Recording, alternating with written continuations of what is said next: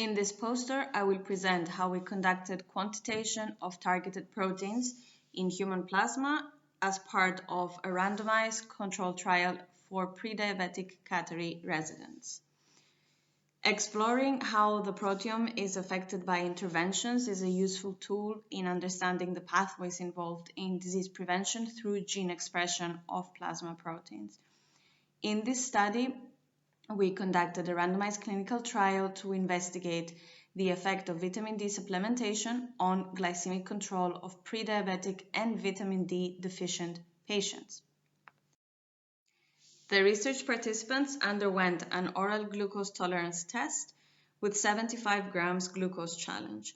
This was done on 3 visits with 3-month intervals.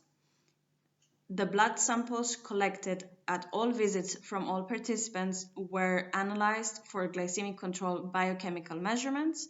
More specifically, as part of the main outcomes, the measurements were for glucose 2 hours post-challenge and insulin 2 hours post-challenge, which were also used to compute the homeostatic model assessment for beta cell function, as well as insulin resistance. In short, is the HOMA-Vita or the HOMA-IR.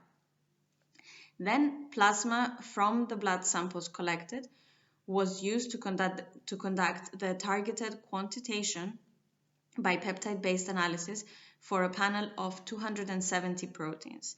These proteins were selected based on their representation as biomarkers of inflammation, the innate immune response, metabolic indices of type 2 diabetes, and factors that regulate response to vitamin D. Our results show that the only glycemic control measurement affected by vitamin D supplementation was beta cell function. Further, the proteomic analysis revealed 39 proteins that were significantly different between the placebo and intervention group.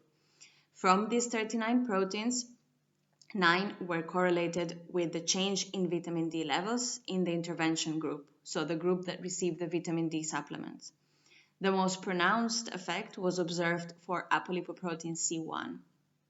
This suggests its implication in the mechanism of beta cell dysregulation in vitamin D deficient individuals, and the possibility that this mechanism could be driven by lipid metabolism in the liver, where apolipoprotein C1 is actually expressed.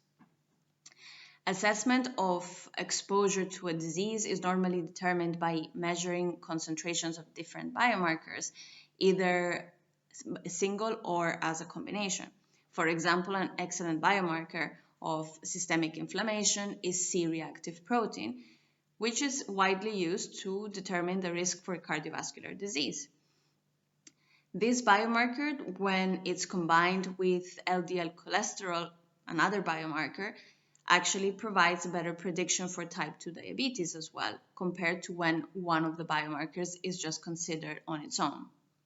In conclusion, targeted randomized clinical trials of micronutrient deficiencies and immune-mediated conditions could reveal more biomarkers and pathways which could be essential in preventive medicine.